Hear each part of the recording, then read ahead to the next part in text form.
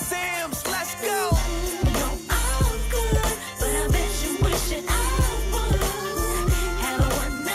Hello, everyone. It's your girl, Miracle Sims, and you are watching the GSL Talk Show. Tonight, we're going to be chatting with our resident social worker, Miss Brittany Aliff. So stay tuned.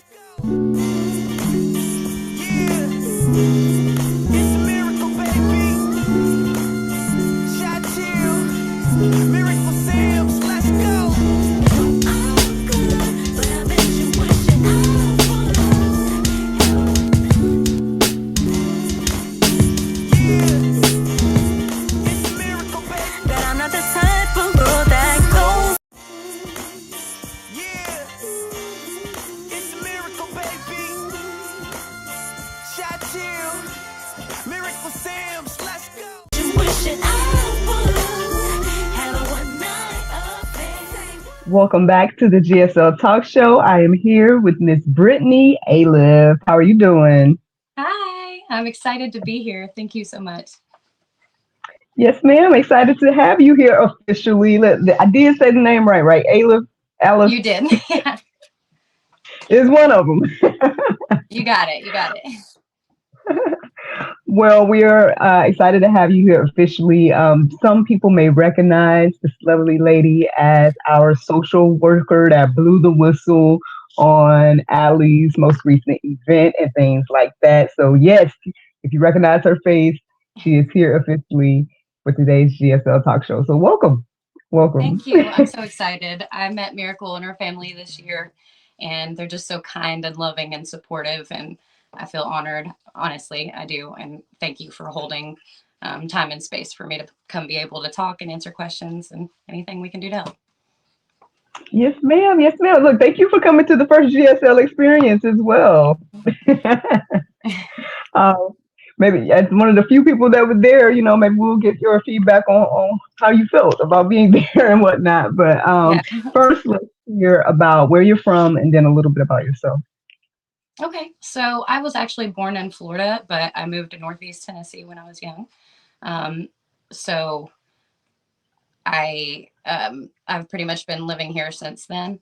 And I went to college here and I've been working here since then. Very nice. And so, well, how did you get into social work?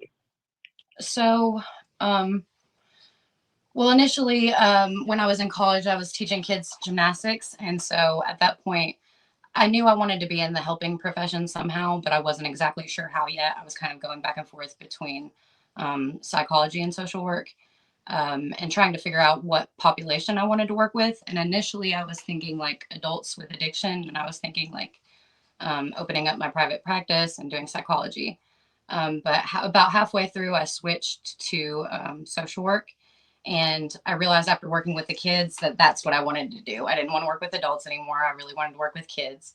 I had experienced some of the issues that affect foster children without being in foster care when I was younger. So, some financial issues, abuse and neglect situations.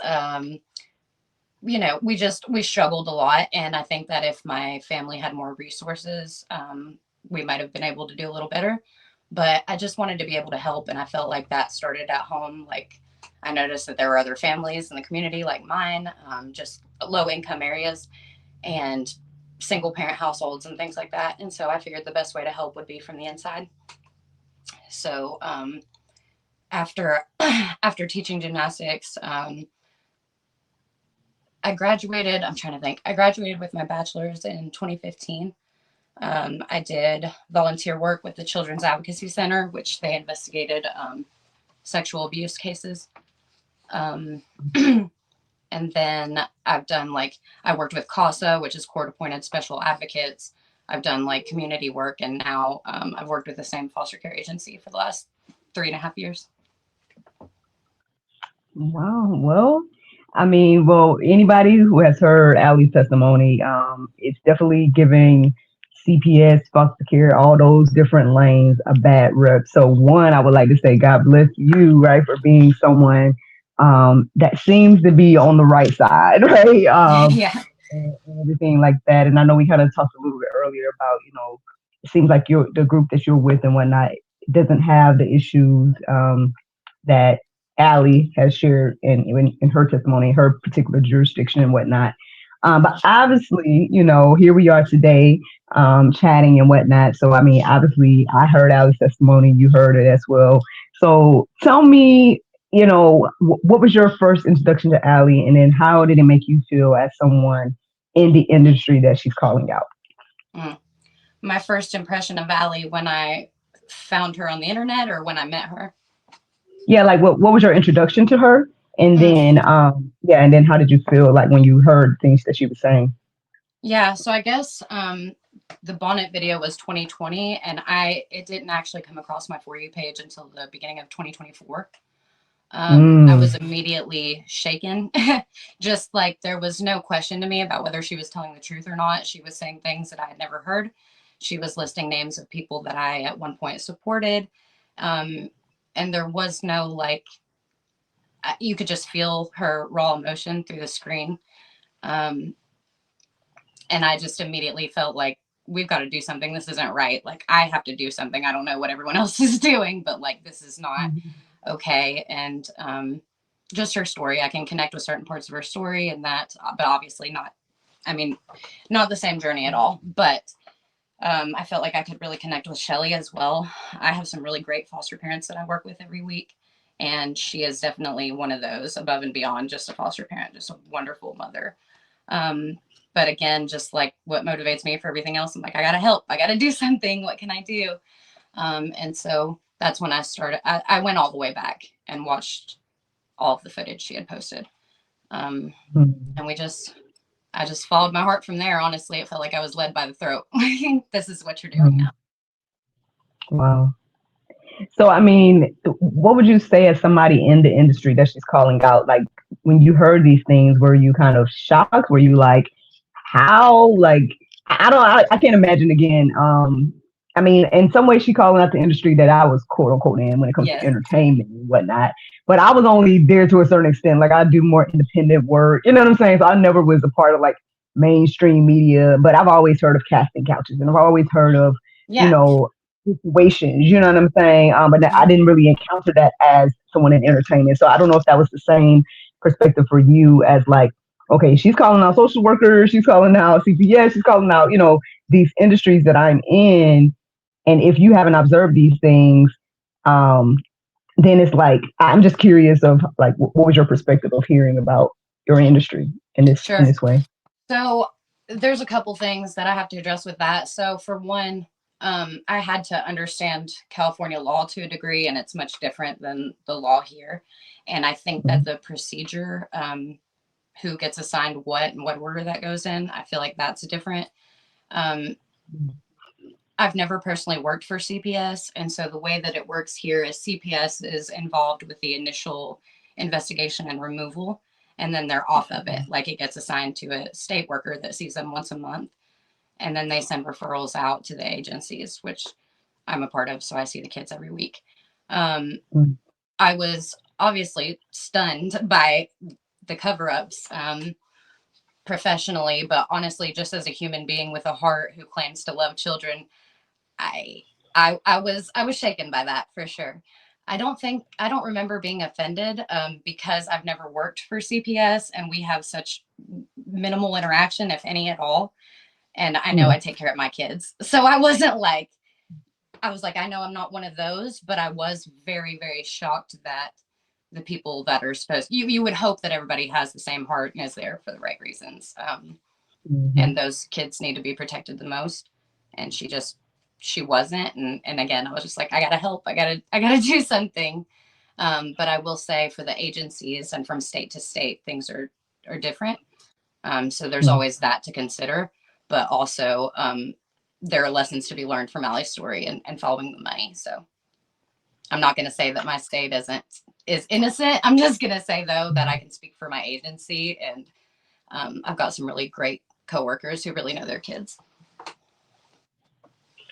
Again, God bless y'all. God bless anybody that is willing to do the right thing. And again, stand up for people. I know even recently, I saw this news report come out about 120 something children in Florida being found and things like that. and I just kind of scanned through the news report, and there was this particular location that they're like, and they were sent here for aftercare. And so, I mean, I did go on YouTube and be like, all right, so Alley Army over there in this particular area, they said they were sent here for aftercare. Are we gonna go? Yeah, what are Are we y'all gonna go doing? here? What kind Are of we gonna, aftercare are they getting? yeah, like, are we gonna make sure they're all right? Are we gonna make sure that 120, you know what I mean? Like, Yeah. so I love that definitely, I guess, heard the call, I feel like the Lord leading you to, do something in your way. And I would love to hear more about, that as well. Like, what have you been inspired to do outside of I mean, obviously, we're going to talk about the filming of your first, I guess, live that you Yeah. shared from your perspective of being at the event. But before you went to the event, like, what did it motivate you to do first? Like, when you first heard Ali and you're like, I got to do something, like, what was your first, I guess, course of action? So after going back and watching all the videos, um, I was starting with tips that she was giving back then. So at the time, it was stickers, bumper stickers, flyers. And so I think the first thing I did was the stickers. I went on Zazzle and got some stickers, and I would just put them out everywhere I went, the gas station, the dollar store. Like, I used it to my advantage that I'm always on the road, and just left Mhm. one everywhere I went. I remember getting a big bumper sticker that said and human trafficking, and I put it around a light pole between I think it was between the courthouse and the like a news station building. It was a really good Mm. spot. And then I put another one up at a bar. Um, I've put flyers out at the dispensary. Literally, I do not discriminate. I put stuff out everywhere. Um, Okay. so I think the flyers came after that, that I printed and kept in my car after I ran out of stickers. Um, I started spreading information where I could, or working in little safety tips that Allie's given us, to my kids where I can, in a kid friendly way, of course. And I've been like educating their foster parents where I can. Mm. I do remember another one of the first things I did that I was surprised that she told us was about the Super Bowl. And so Mm. the day of the Super Bowl, I wrote on all my car windows, and I drove around and I like parked in grocery store parking lots, and just let people read my car windows and gave them websites to go to with that information on it. Because I remember her saying at the time, like, if people were going to go buy food for Super Bowl parties, like, the grocery stores would be a good idea. Um, and just pretty much any idea that we passed around after that, I think I've done it all. I mean, and again, I love that. I love that you were motivated to do something. A lot of people, they take issue, I guess, with me. Maybe even you might find that people will take issue with you about like what you're doing and how you're doing it. But at the same time, I'm like, you can't be on the sidelines doing nothing and get mad at No, somebody and that's honestly, I don't know why it's like considered a good human thing or a conscious effort to protect kids. Like, to me, that's innate. That's what they deserve. They deserve to be happy and healthy and protected, and they deserve somewhat of a as much of a normal childhood as we can get. Mhm. And so I think I try to reduce the number of moves, because I know that that's really traumatic for children in foster care. I really try to keep siblings together, and with the understand, I guess what I want people to know is, with the understanding that there are forces outside of the smaller agencies, like, or sometimes the foster parent doesn't work out, and so there are things that are out of my control, but everything that's within my control, I really believe in the importance of family and getting to know people and being able to work together and work through your conflict instead of just running when you know so I get to know my families really well, and it's not hard for me. It doesn't feel like a job to spend time with my kids. I don't even think they look at me as a caseworker. Like, it's probably more like Auntie Brittany, because I'm there every week, so I'll just plop on their couch in the kitchen. Like, we talk Mhm. about everything from their crushes to their grades to the heavy stuff that has to do with their families. And sometimes I have to be the bearer of bad news, but I'm there through everything, good, the bad, and everything in between. Well, listen, we sounds like we need more Britneys out there. You know what I'm saying? To do the work, right? To do the real work. At the end of the day, and so you said in 2024 is when you came across the videos and things like that. We know that it's 2025 right now, so so I guess it wasn't long of you hearing the testimony and whatnot, and then doing your research and then doing something and whatnot. And then you hear about this event coming up, right? And so obviously you wanted to come. Obviously you went through the process. So tell the people, what was that like? I guess going through Allie's process, because that was something that now obviously here on GSL I didn't say, hey, we're doing da da da da da, because again I was very concerned about her safety. I told her in the beginning that we did not even have to do no event. Like I was like, we can just meet and it could just me and you. She Yeah. wanted to do an event, so that was the only Yeah. reason we did one, to be honest. Um, and so anyway, but from her perspective of what I'm hearing, like she really didn't ask much of people. It was like, hey, go through this vetting process. Hey, and that's about it. Like just meet some people that she's been working with. So you could just tell your perspective of it, just in case she decides to do this again, and people are all like, oh, well, do I want to go through that process? Do I want to meet? Like, why can't she just say it out publicly? Whatever the case may be. Like, how was the Yeah. process for you? What was it like for you to come to the events? And I just want to hear your perspective from that side. It was pretty seamless, but I do feel like specific measures were put in place to keep everyone safe. I mean, that's their whole thing. Like, we're not going to put on an event and not keep you safe. So there was no ticket fee. It was free to go. Um, the process was filling out like a 2-page application, and then we went through an interviewing process like you and I are on a meeting right now. It was very short, 5 to 10 minutes, if that, with a couple of the admin and heroes, which essentially asked the same questions that were on the um, on the packet that we filled out, and that was it.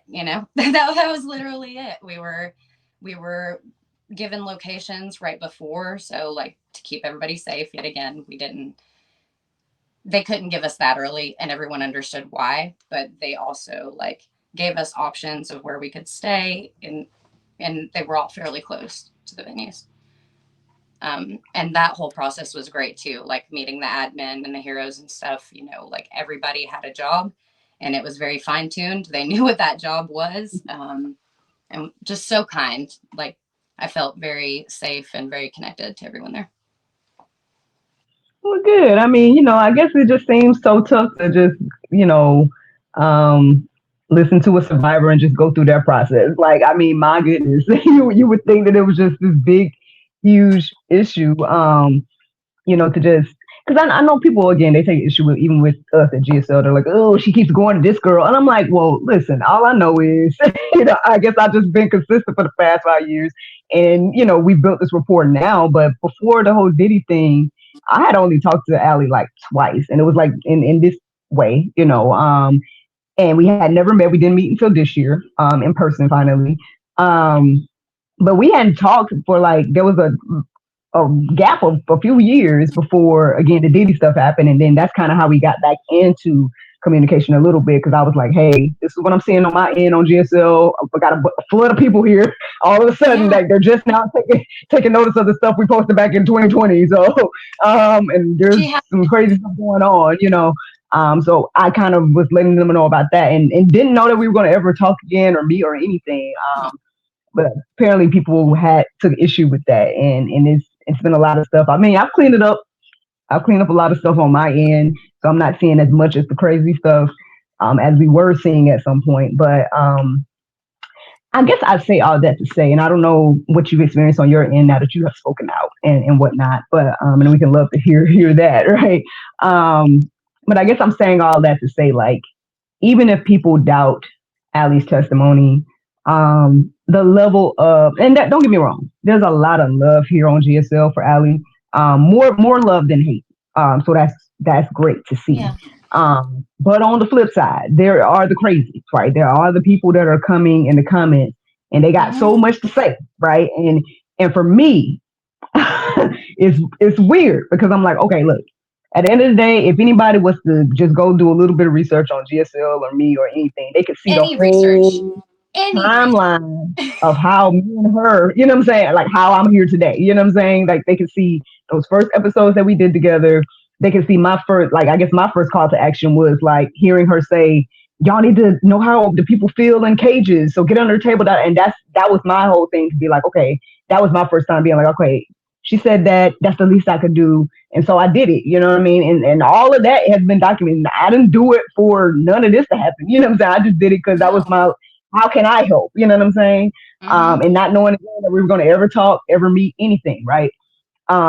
But these other people, right? These people that are in the comments, these naysayers, these ones that are like attacking me and my family, you know what I'm saying? Attacking Allie, all this different type of stuff. I'm like, who are you? You're And gonna why get are me in you so trouble. invested? You're I'm gonna get me sorry. in trouble on there. No, I'm just saying. Well, okay, you don't have to speak on it if you don't feel comfortable. But for me, I'm just like, who are these people and why are they so invested? At the end of the day, like you're so invested to bring a survivor down. Like even if you don't believe what she's saying, the fact that you're attacking her so hard and it's so many of y'all ganging up to not only attack her but then attack me and anybody else that stands with her, it's kind of like this is what they're going through. Like this is what they've been living through all these years. It's just online, and so again, I don't know if you're not comfortable. That's fine if you don't want to talk Oh about no, it. I, Yeah, I cleaned it I up can on my talk about end it. because I I was just like, have to be I'm done. mindful Like, to not be aggressive. I just, I don't know. it's so stupid. Like, honestly, I Mm, don't know how you can hear somebody's story like that and A, question that they're telling the truth, and B, if you don't, why attack her? And how are we going to ignore the fact that she's always talked about the kids? She's never just been like, this is my story. It's always been in connection to this is where you need to look, this is what you need to do. And like you, I mm, was like, this is the least I could do. I forgot to say we protested too. The first protest got mm, shut down, but we did another one semi recently and got some really weird reactions from that. Again, mind blowing. We're talking about kids. I've got missing kids on a poster, and you're just like, I can't be bothered. I'm confused by that. So like I don't understand that. I can say that Allie is as solid in person as she is anywhere else. Her story has never changed. Not one time. She doesn't go after people and just viciously attack them. And her message always comes back to the kids and MK survivors and SRA survivors and how it's all connected.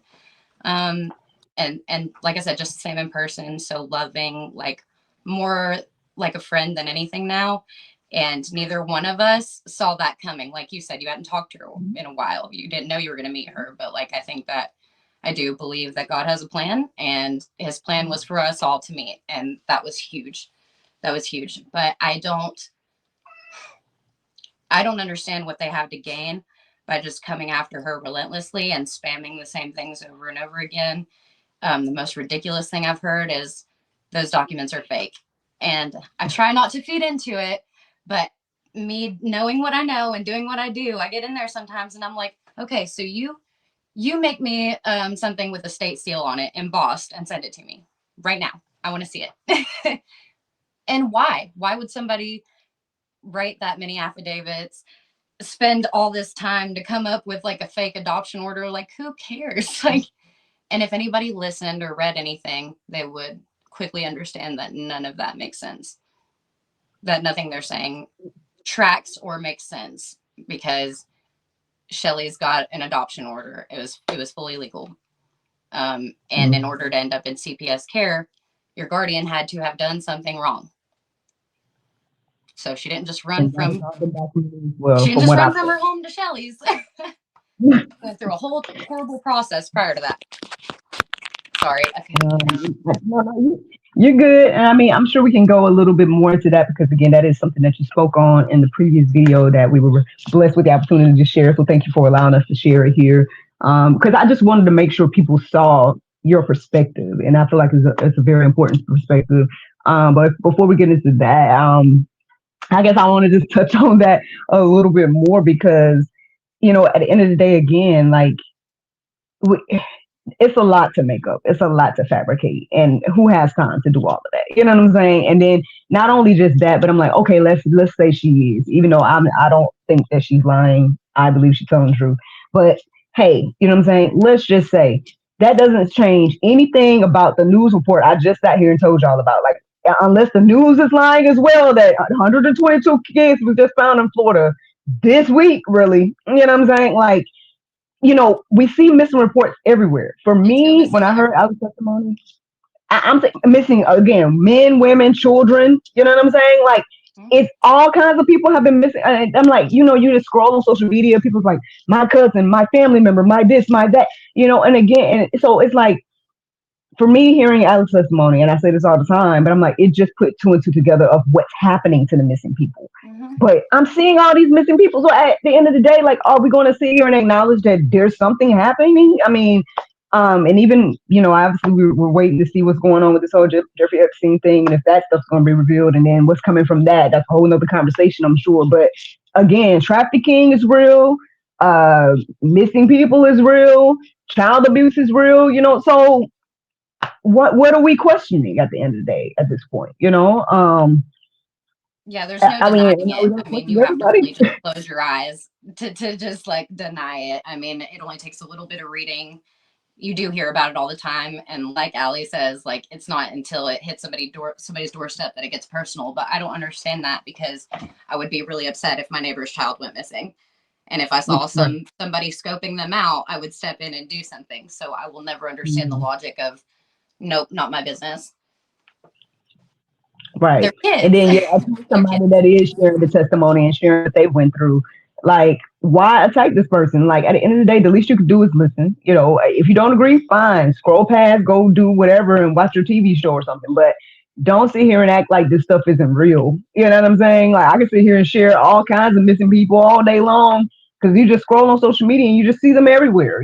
And so the least we can do is listen, Yeah. and then obviously you can pray for discernment if you really are that, like, oh, I really don't know. But I'm like, again, there's too many missing people. There's too many, again, people that have the testimony of being abused as a child. We know that pedophilia is a real thing. Like, people are really, even recently I saw somebody talking about, they were sharing about how they're trying to call people minor attractive people now and say, oh, they're maps, not pedophile. Like, it's a whole thing. Like, so all of this stuff is real. So let's not pretend like Yeah. these things that Allie is shining light on is not real. It's real information. Yeah. Now, whether There's you no believe way. her particular testimony, fine, whatever. But she's just one person out I was of about to say she's not the only hundreds, one. thousands. I So mean, many survivor and stories if you just look. It's just that hers spread like right. wildfire because she's been consistent. So there's no way to like miss her now. But I also wanted to add, I hope this isn't getting too far off, but I think it ties in. Um, with foster kids, I think that foster parents, sometimes aren't as patient as they should be with them. They don't have the Shelly patience. And so Mm, sometimes they could be good people, but you're trying to get them there, get them prepared for the trauma and the flashbacks and the things that they haven't seen before. And I just mm, wish that people could see things through my eyes, and how a child can come in totally neglected and like they can lash out and be angry and all this, but like just with love and consistency, the way that they grow and thrive and are just awesome kids. And we're awesome kids to begin with. And if we can just remember that it's not their fault that they're in foster care, it's not, they did nothing mm, wrong to be there.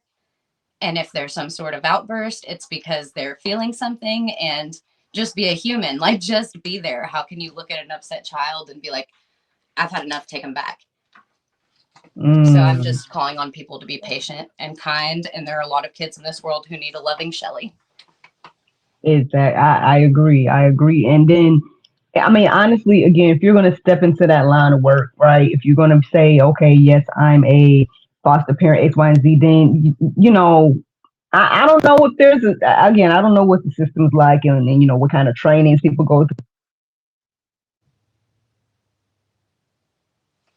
Oh, Miracle, I can't hear you.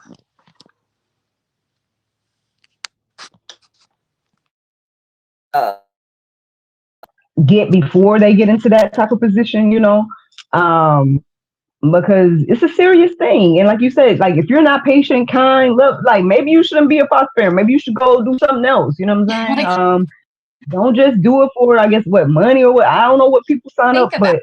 Yeah.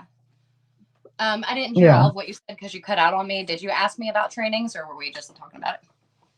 Oh, well, I was talking about it. I just was saying that I don't know if there is some type of process or training that people go through before they become foster parents, or if they want to be one, they gotta. I don't know, but They it do. needs to be basically okay.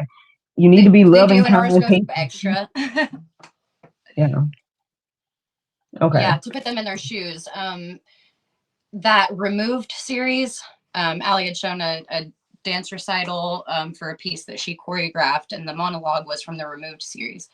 We watch that every year, and I think, and our Mm, foster parents do too. And I think it's really good to have them put themselves in the child's shoes. And I wish they would remember that as they were going through.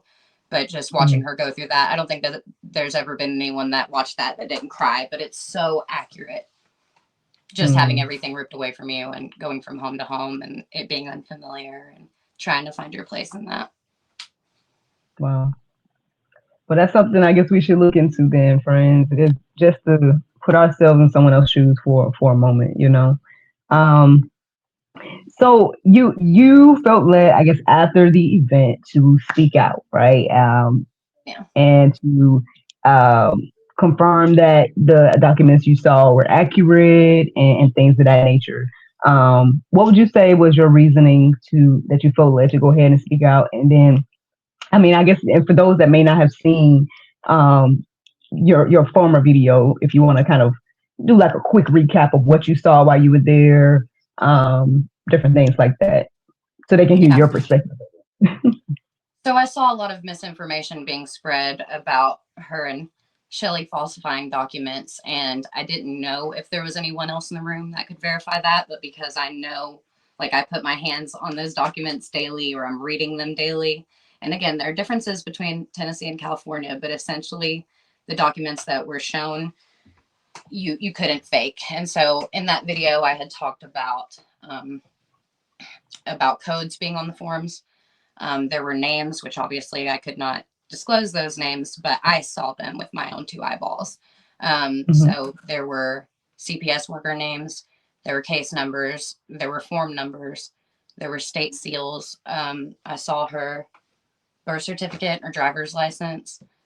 Um, Everything we saw had the correct things on it. You know how you can look and see like little images on the driver's license, the birthdays, you can match it all up. They've shown them more than once, but we got to touch them and pass them around, even though none of us really needed it to believe her. Um, and so I just couldn't believe the way that she was getting attacked for them being fake. And I'm like, you guys are messing up the message. It's about the kids. It's about the kids. Like, how many times does she have to say that? So I just felt like with my experience, I could say, hey, I know what these look like. These are the reasons they can't be fake. And that's Mm. it. Just so people have, I mean, the truth is all that matters. Right, right. Now, um, sorry, that was It's that was a good okay. If you'll question. hold on a second, my pets are trying to get out. You can go. They're like, why do you have the door shut? That's all good. They're used to being able to Um, come and go as they please. like, oh, mommy's on the show. Yeah, let's be distracting. They're not much different than kids. Well, okay, so you were there, obviously, again, with your profession, you're able to see and know that okay, these are actual documents. You shared everything that told the people I saw. I know that there was a few things that I wrote down, but at the same time, I was like, I don't care about all that. Like, but that's me. I didn't have to see her driver's license to know she's Allie. Like, whatever. But I understand again, she feels like, I guess, to confirm, right, and stuff like that. They have to do and show those things.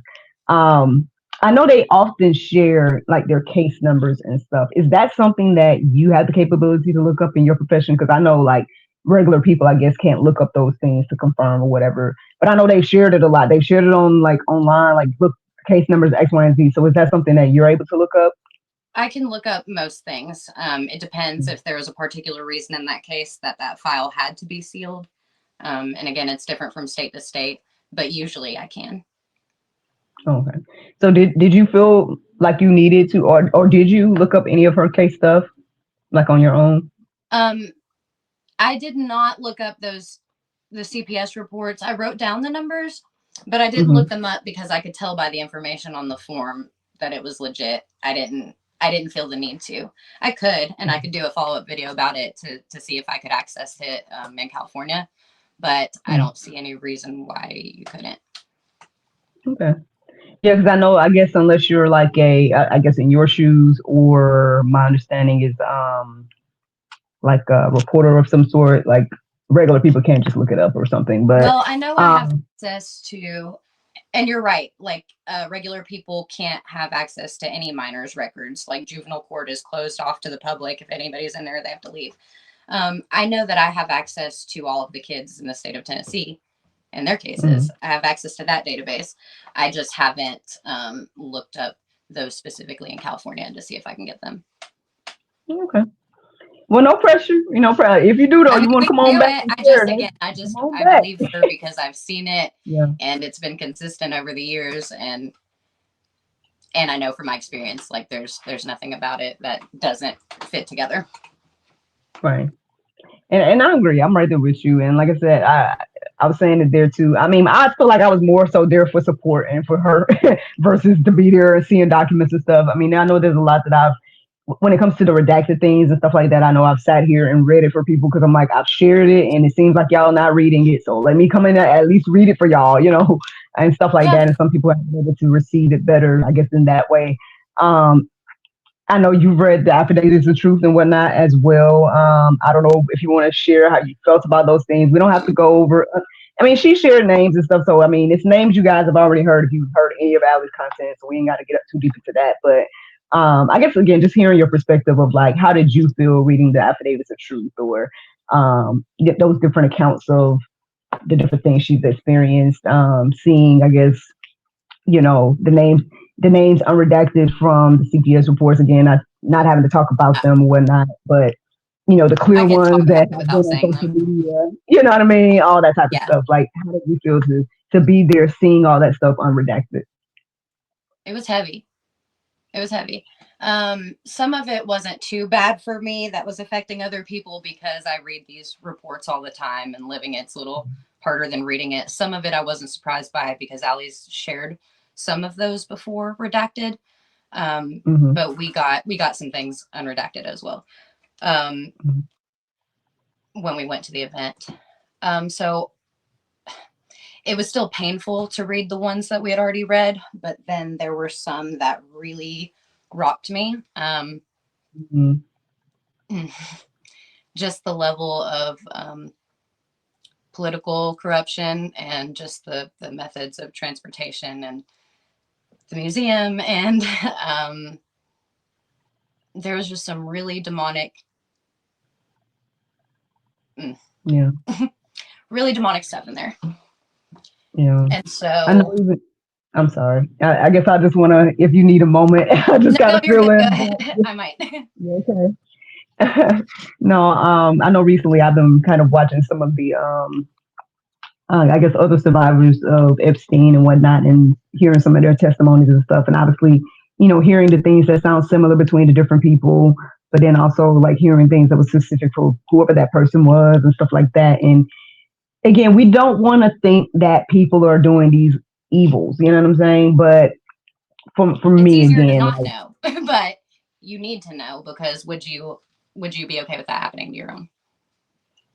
right, right, And it's our and job then as how would you adults to want people protect them. to? I was really surprised at that. I know a lot about abuse and neglect. I see a lot of neglect, but something else I want to explain about my job is that there are different levels. I think Ali's explained that before. There are different levels assigned to children in foster care based on their Mm, trauma and or behaviors. Um, we only do level 1 to 3, and then a level 4 needs around the clock care and mm, supervision. So that's more of an inpatient situation. So a lot of what I see is neglect. I'm not going to deny that there are cases of, like, I know that there are cases, I've just never personally had them, of SRA um, or trafficking. But I recently noticed on our forms, there are two questions, well, they're DCS forms. There are two questions about trafficking if you were a victim prior to coming into care and after coming into care. And I'm like, there's a whole question for it. So you know it's real. mm, So you know it's real. And I'm mm, like, and then I'm like, why is that question even there? Because that should never happen after they mm, come into care. Now, I've never seen that box checked. So, mm, in saying all that, I am used to reading physical abuse, neglect, stuff like that. The demonic stuff really rocked me. It's just not something I wasn't familiar with SRA like that. And Yeah. I don't know what kind of human being could do those types of things. So I had to get out. I had to get up, walk out, breathe, shake it off, because Allie has done an incredible job of teaching people, and she was speaking at the time, and this is her story being passed around the room. This isn't my story being passed around the room, so I'm not going to be selfish in that moment. But to not feel anything, you would have had to be subhuman to read Mm. packets and packets of information. And again, I think I said on my last video, like we're around the same age, so it really rocks me extra that this is what her life's been when she's so talented and deserves so much more. Like, you just want to be a Yeah. dance coach and go to school? Like, okay, okay, like that's a normal Why life. can't you do Shelly that? just wants some That's the animals. crazy Okay, thing. you should be able to Yeah. do. Right. No, I agree. Like I was just saying, like, yeah, why can't she just do that? Why can't she just live a normal life? I know every when the times that we do get a chance to talk and stuff, I know we kind of joke about like maybe one day we'll be able to just hang out, you know what I'm saying? Maybe we'll be able to just chill, like and be Yeah, regular we'd girls, you love know what I'm that. saying? But, We would love that. but for some reason it's like she can't go here or she can't go there. Like, Well, and it's I'm hoping crazy. we can change that because we all take care of Yeah. each other. We're gonna take care of each Yeah. other's kids, and now she's got an army, so we're not. We're done with the smearing and the lying and the. We're Yeah. just gonna prove it with truth. You don't have to fight and go back and forth when you're standing on truth. That's right. That is right. So I mean, I'm sure we could probably go on and on. And I don't want to be long your time, but like when you, and well, I hate to call you out, so whatever, but I know you kind of, I guess maybe was like a little nervous about coming today, but I'm glad you did come, and I'm glad that you're sharing with us. And so I would love to know, like, what is it that made you say, you know what, I'm going to put my nervousness aside. I'm going to go. I'm going to speak again. I'm going to come share. And then, like, what is it that you definitely want to share and let people know in this moment? That our children and survivors are the most important. That the truth is all that matters, and that this has to stop. It's affecting generations and generations of people, and we just have to stop. And you can't stop it if you don't know that or acknowledge that it's happening. And Mm. so this truth was too important for me to let my anxiety get the best of it. There's my cat. Yeah. It's all good. Well, I appreciate you. I commend you. I tell you all the time, God bless you for speaking up and speaking out because man, you could have just, well, one, you could have ignored this testimony. You didn't have to, do any of the things you've done, and you didn't have to come to the event. When you came, you didn't have to speak up. All these different things, and so, it's always good to see other brave people, stand up and you know I guess do our part because again, I often say as well, like don't think whatever you're doing is not enough because at the end of the day, even if you're just painting the rock or putting up the flyer or whatever the case may be, if you're doing something, it can help in bigger ways than we know, right? And so don't get discouraged about any way that you feel led to stand up in this fight. Like you may not be the one doing the talk show, right? But you might can be the one that go and again go and volunteer at that place in Florida and make sure those people are getting good aftercare. You know what I'm saying? Can you be the Miss Brittany in that space, right? Because you be the Miss Shelley in that space. Like, can you be somebody that's really legit and care, right? And show love in those spaces and call out people that aren't doing it. You know what I'm saying? Like that's what I feel like I guess is needed in this day and time when it comes to this particular fight. Like, I we have know a lot those of people people talking. exist. I know they exist, and that's why this information needs to get out because the people with hearts that really mean well and want to help each other are going to act on that. They're going to feel led like we were because this Mhm. is what's right. There's nothing else. It's just this is what's right. Yeah. So I mean, well, what should we look out for when it comes to you and I guess what's next for you when it comes to this fight? Or are you thinking about that? Are you planning anything? Or are you just like, no, I'm just kind of going? Like, No, what should we no. look out So for? I my friend and I started an Instagram page that's public right now with tips for parents and kids and just articles and different things we can share on there. So that's Unity for the number 4, the kids. So that's the Instagram. I don't know my YouTube one right now. We can link it later. I think it's anonymous user or something. But I started a safety series there, so I uploaded the first video to that yesterday. So it starts with protecting your kids or the kids that you're responsible for, and then kind of working outwards to the community. And then we can dive more into DID and MK. But I kind of wanted to start small and digestible so that the people that are figuring this out for the first time aren't getting so overloaded that they feel like they can't help, because I don't want to turn people the wrong direction, give them enough to where they feel inspired to help, and they'll learn from there. I agree. I agree. Well, you are welcome here on GSL anytime. I And thank love you so you, much for sis. coming. So glad we got to meet, and your family is awesome. Oh, love you too. Love you too. Honored.